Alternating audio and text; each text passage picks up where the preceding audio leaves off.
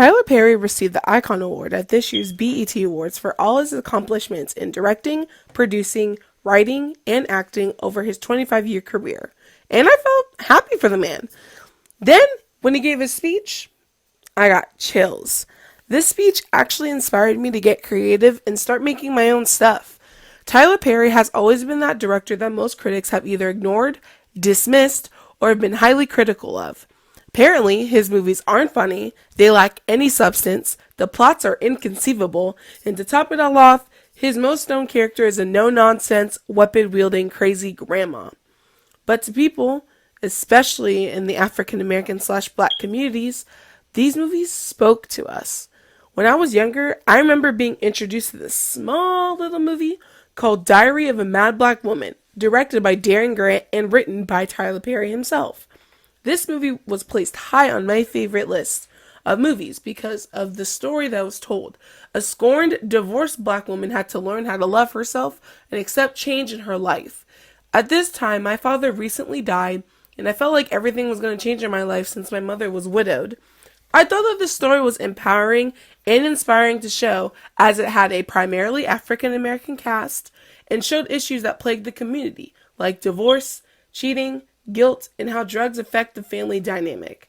And to boot, my favorite character was from that movie, Mabel Medea Simmons. After this movie, I wanted to know so much more about Tyler Perry.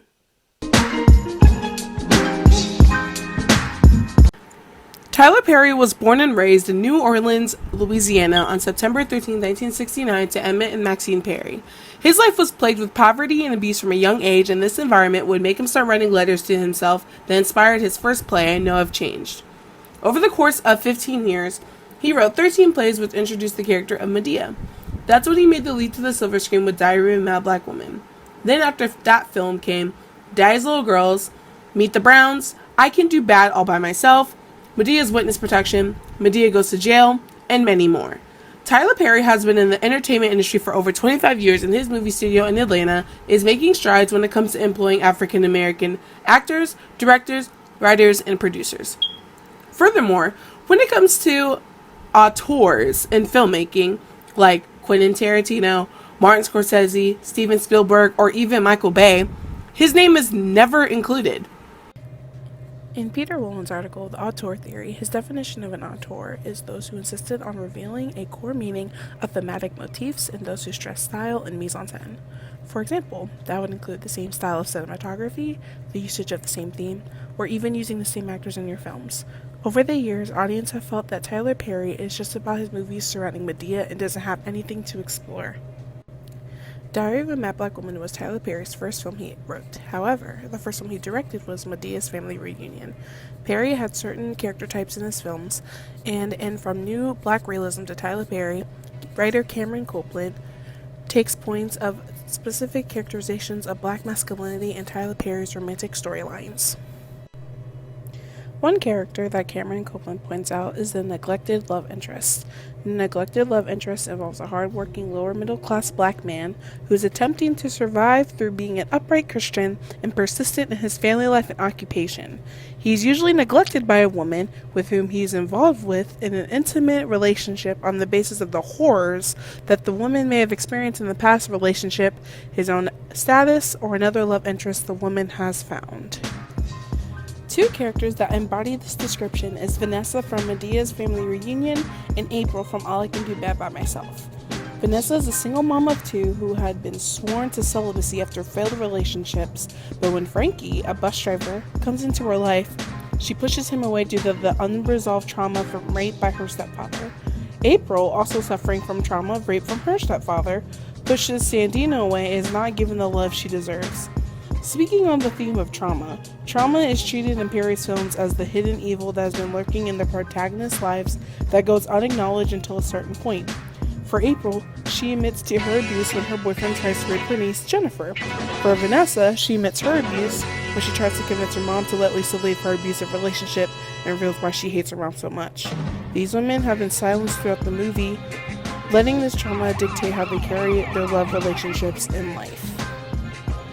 Despite being dismissed for his films, Tyler Perry manages to showcase various themes and/or characters in multiple of his films through montages that come at a point where the main protagonists are experiencing an epiphany or major change in their character. He has recycled various people from his plays and puts them in his films as supporting characters to the main protagonist, down to the jazz singer in a bar scene. Perry has also worked with only 3 cinematographers over his career. Therefore, his films more have warm color tones throughout. One thing that I've noticed about his shot usage is that he primarily uses objective point of view and shot reverse shot. One major constant filmmaking technique that he's used in his film is the montage.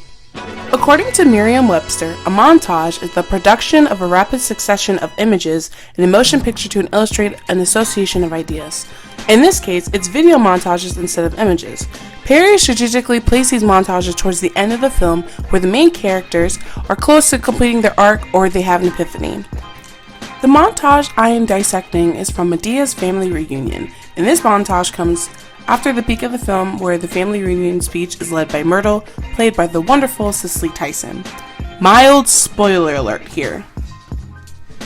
The first shot is of Lisa returning home to Carlos, and in this shot there is a flat angle throughout the whole shot. It is shot at an eye level. There is a slow zoom in towards Vanessa and Carlos. Carlos is holding 2 glasses of champagne. He's wearing a white and gray striped shirt untucked with a pair of brown pants. Lisa has her hair tucked into a tight, sleek back bun. She's wearing a black tank with a long brown patterned shirt. He hands her the glass and she slowly takes it from when he kisses her. When he does, she winces. This scene is sad to witness because the viewer knows that Lisa will have to continue to get abused and she feels like she's in this position to help her mom. Carlos is standing there with champagne looking happy, quote unquote, celebrating her return, but is it really a celebration? No, it isn't. It's just another tactic to show that he might still care about Lisa. The second shot is Vanessa sitting on her bed in her room studying the Bible. Her bed has about 4 pillows on with patterns that are dated. This shot is a wide shot with a flat angle. It is a medium close-up of Vanessa. There's also a slow zoom in on Vanessa. She presses her Bible against her chest and puts her hand on her forehead, the expression on her face one of worry. On the nightstand next to her is a rotary pink phone, lamp, and perfume bottle. Vanessa is stuck in this position of letting Frankie stay in her life after so much failure in the past. She looks to God to guide her in her position, and this scene shows that. She knows that she feels love for this man, but she's fearful that he will hurt her kids and herself. The third shot is of Lisa, Vanessa, and their mother Victoria standing in a bridal store. This is a medium-wide shot with flat axis with static movement. Malay, the wedding planner, is standing in front of them wearing a purple silk suit with a puffy white neck accessory with the suit. She's writing on the clipboard. She's wearing 3 pearl necklaces. Lisa is standing in the middle of Vanessa and Victoria while they bicker. Lisa is wearing a brown halter dress with her black purse, while Victoria is wearing an elegant purple dress. Lisa is in a black pantsuit with a tape measure around her neck. Victoria and Vanessa are arguing once again, and Lisa is literally stuck in the middle of their battle. In this scene, Lisa's face is hidden in the shadows while Vanessa and Victoria are in light as their feud is at the forefront, while Lisa suffers in the background in silence. Malay also just minds her business writing on the clipboard, which could play into the bystander effect. The fourth shot is Lisa laying in bed next to Carlos. This shot is a medium close-up with a flat angle with static movement. Lisa is wearing a black nightie and is laying on the right side of the bed closest to the door. She's sitting up in bed with her arms around her stomach, but Carlos is sleeping with his arm around her. The color palette is a harsh blue. I think this scene is a metaphor of what's going on in Lisa's head, as she's filled with depression and sadness because her own mother wants her to stay. She feels trapped. Also, with Carlos's arm around her, she's literally trapped, and if she wanted to make a move, that would result in a beating. The fifth shot is of Lisa and Vanessa looking at gowns. This is a medium close-up with a flat angle and static movement. Lisa is placed on the left side of the frame, while Vanessa is close to the center with the wedding dress model close to the right side of the frame. They're in the wedding dress shop. They are in the store with the dresses lined up. Lisa is wearing a halter brown dress, while Vanessa is wearing her black suit uniform with the tape measure around her neck. Lisa is typing a phone number on her cell, while Vanessa is finicking with her wedding dress. Lisa had said something to Vanessa to make her stop and stare at her. I think the scene acts as a hidden foreshadowing of Vanessa's wedding more than Lisa. She's the only one that's handling the wedding dress, and Lisa looks unbothered to even help her. Also, the wedding dress model is in focus and is closer to Vanessa in the frame. The sixth shot of the sequence is of Vanessa playing with her kids on a jungle gym. This shot is a medium close-up with a little bit of movement of the camera of following Vanessa's daughter sliding down the slide. Vanessa is wearing a purple shirt and jeans, and her daughter is wearing a yellow polo and a yellow plaid shirt. Her little brother is wearing a yellow polo and jean shorts. The seventh shot of the sequence is Frankie and His Son. This is a medium-long shot with a tracking shot of Frankie picking up his son in the air. Frankie is coming from work and he's wearing his bus uniform of black pants and a white polo.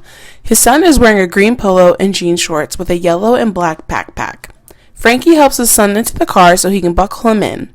I think these two shots combine together in a sense and where Vanessa and Frankie have kids and they play a major part in their lives. The eighth shot is of Carlos and Victoria.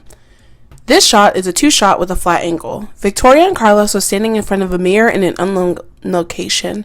Victoria is wearing a purple dress with pearls, and Carlos is wearing a brown suit, yellow button shirt, and a paisley tie. Victoria is telling him something, and it makes him have a look of anger. She turns to the mirror and fixes her hair. This shot is important because Victoria and Carlos may have been seen earlier in the film being in cahoots with each other when it comes to Lisa. In this shot, Victoria is telling something to Carlos and only the viewer can speculate based on Carlos' reaction. His reaction is very suspicious and angry as I was viewing this scene. I assume that Victoria has told him something to threaten his masculinity and he didn't like that. The ninth shot of the sequence is of Carlos abusing Lisa. This is a two-shot with a flat angle and static movement. Carlos and Lisa have come back from a formal event as Lisa is wearing a red dress with her hair up and Carlos is wearing a tuxedo. Carlos violently grabs Lisa and starts yelling at her and shaking her. When Lisa tries to get away, he pulls her in even harder. This scene in the sequence is probably the one that was inevitable as the viewer knows that Carlos abuses Lisa. Carlos is angry at Lisa for an unknown reason and grabs her quickly. She looks scared and when she tries to get away, he pulls her even closer, making this whole encounter hard to escape. The montage sequence ends with Lisa sitting in Medea's home. This is a close-up of Lisa sitting at the table in Medea's kitchen. She's wearing a lilac quarter-sleeve shirt and jeans. Her right hand sits on her mouth looking down at the table with an expression of fear and worry. She's sitting there on her wedding day, and Medea confronts her and asks if she's running from Carlos, and she says yes, only for him to show up. Lisa has finally hit her breaking point, and she's ready to fight back against Carlos. And she does that by throwing a hot pot of grits in his face and hitting him with a frying pan. Yes, the method is very unusual and slapstick-like, but to her, she wants Carlos to feel all the hurt, anger, and sadness that she has experienced while being with him. In comparison, I Can Do Bad All By Myself. The montage comes towards the end of the film when April kicks her married, no-good, wannabe rapist boyfriend out the door and is going through her mother's items. The montage includes shots of her and Sandino cooking, her mother dying on the bus, and her niece and nephews being together. At this point, April starts to move away from her selfish nature and embrace love and family. As a Caribbean-American woman, I can appreciate Tyler Perry for his resilience, brilliance, and empathy towards these various stories and how he tells them. Even though it may seem like he is deepening into stereotypes and repetitive tropes, it doesn't allow the ability to ignore his work completely and disregard the work he has done to bring up the African-American community. Therefore, I would consider Tyler Perry to be a modern auteur, and as he ends the run of his iconic character Medea, it makes me excited to see what kind of stories he plans to explore.